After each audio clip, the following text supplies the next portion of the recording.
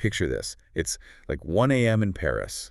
The air outside the highly exclusive Silencio Club is practically vibrating. The flashbulbs from the paparazzi they're absolutely blinding, cutting through the dark like strobe lights. Oh, the energy in those moments is always just, it's completely chaotic.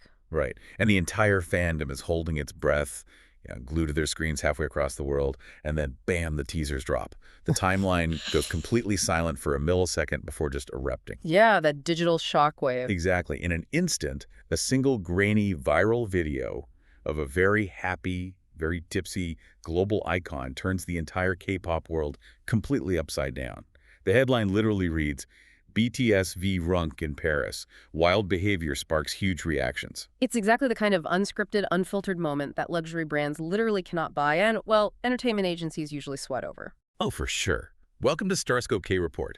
Join Eric and Minji as they ride the Hallyu wave, uncovering the biggest K-pop comebacks, shocking industry controversies, and major K-drama updates.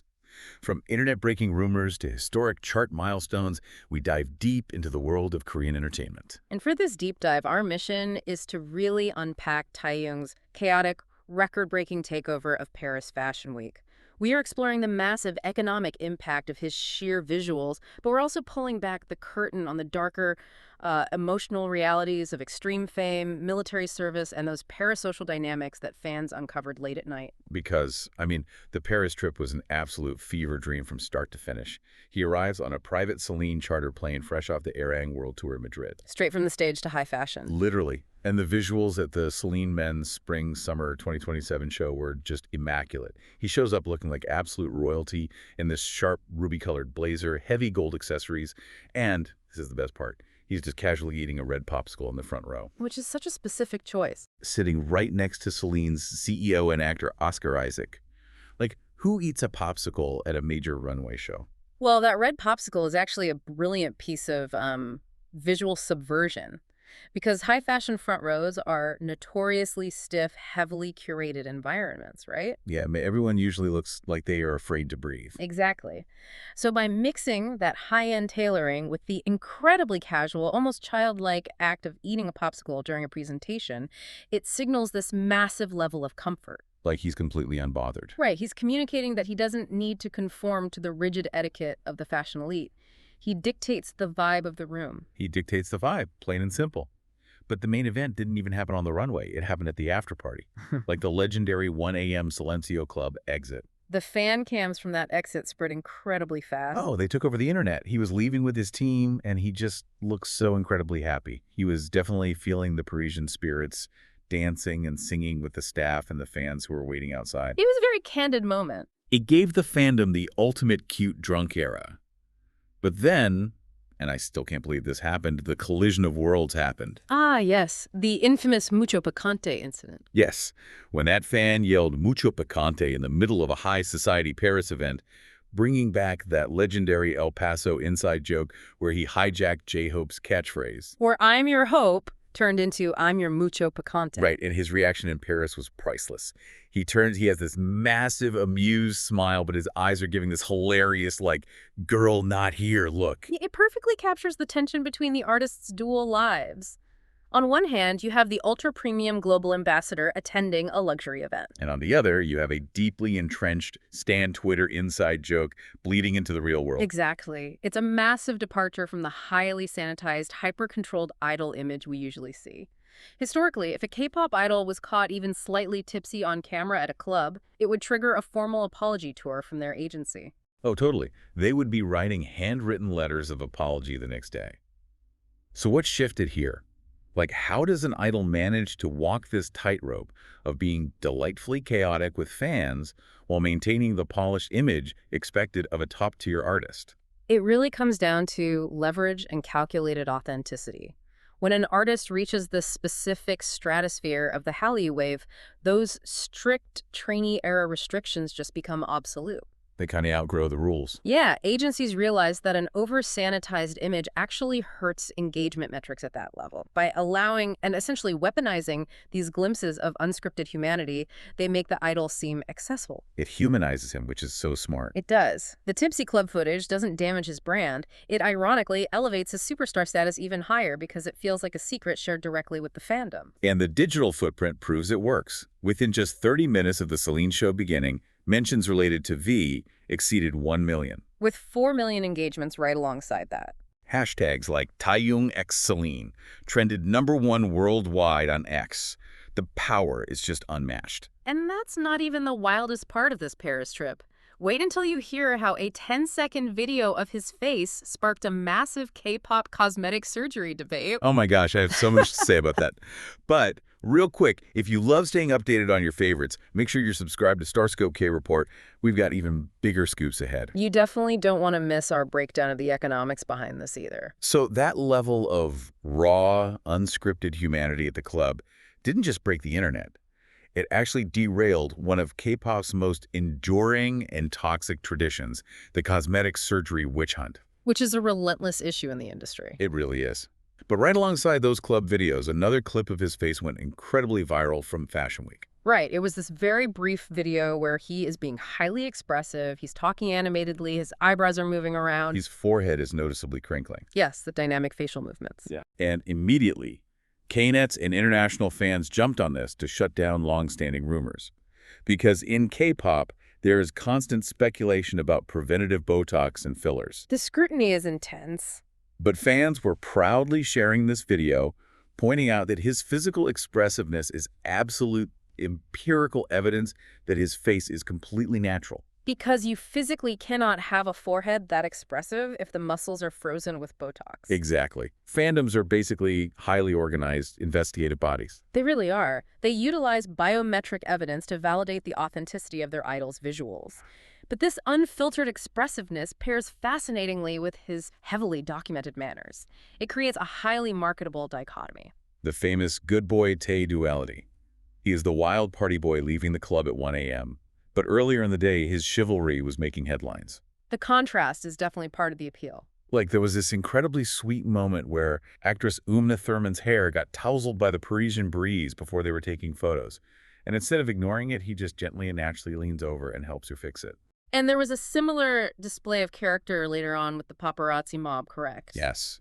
They were navigating through this really aggressive, chaotic crowd of photographers. Instead of rushing straight to his car behind a wall of security guards, he actually paused and let an elderly woman hold his hand to help guide her safely through the madness. It's a very specific brand of charm. He is basically an algorithmic anomaly. Brands aren't just paying for a walking Renaissance painting. They are paying to rent the emotional loyalty of millions of people for 24 hours. That is such a good way to frame it. Yeah. He is a Renaissance painting that casually boosts a country's GDP just by standing there. The data from this trip absolutely proves it. Let's look at the financial all-kill he achieved. According to the analytics, V generated an astronomical $13.08 million in earned media value, or EMV, for Celine. Okay, for those of us who aren't economists, how exactly does an Instagram post translate to $13 million? Well, EMV isn't direct sales. It is a metric that calculates what a brand would have had to spend on traditional advertising to get the exact same level of engagement, reach, and visibility. So every like, share, comment, and hashtag generated by the fandom is assigned a monetary value. Exactly. By posting just 2 pictures on Instagram, he single-handedly contributed to 50% of Celine's entire global exposure for that fashion week. 2 posts generating 50% of a legacy luxury brand's global exposure is just absurd. It pushed Celine into the top 10 EMV brand rankings for the first time in their history. And while EMV is theoretical, it translates to hard revenue. Following his appointment as an ambassador, Celine Korea's operating profit climbed by an astonishing 591%.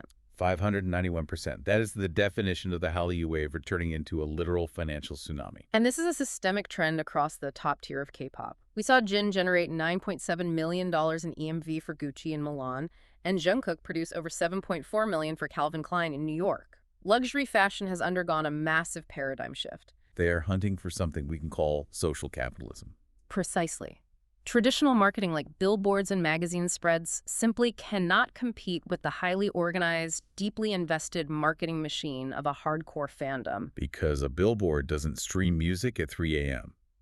A magazine spread doesn't aggressively trend hashtags to defend a brand ambassador. Brands are realizing that an idol's parasocial relationship with their fans is the single most valuable currency on the market today. You aren't selling a suit, you are monetizing devotion. Later in the episode, we'll talk about the heartbreaking plot twist from a midnight live stream that nobody saw coming, and the very dark side of this massive Hallyu fame. Hit that subscribe button so you never miss a KT update. So we have covered the high fashion glamour, the $13 million Instagram posts, the tipsy dancing at Silencio. From the outside, it looks like the absolute perfect Parisian dream. But the reality of the idol life came crashing in very shortly after. Right, because right after that club appearance, he goes back to his hotel room. It is the middle of the night. Fans are expecting him to just crash after a long day of schedules. Which would be completely understandable. But instead, he surprises everyone by going live on Weverse. A midnight live broadcast usually strips away the highly produced veneer of the industry. It's intimate, often unfiltered, and it's where fans get a glimpse of the psychological reality behind the visuals. What was the catalyst for the shift in tone during this broadcast? Initially, fans were just thrilled to see him. But when someone asked in the comments why he was still awake so late after partying, he confessed that his ongoing military service has severely impacted his nervous system. The toll of that environment is immense. He told the fandom he wakes up at 6:30 a.m. every single day to do roll calls purely out of habit. And then he admitted that he can no longer sleep deeply at all, saying he wakes up at the slightest sound. The sheer exhaustion was just radiating off him. That is a classic symptom of hypervigilance. The inability to enter deep REM sleep because your brain is constantly scanning for threats or disruptions is a well-documented psychological toll of intense military environments. The army was devastated, and that sadness immediately turned to outrage. The timeline shifted from celebrating his Celine outfits to calling out the exhausting demands placed on idols. The contrast is definitely jarring.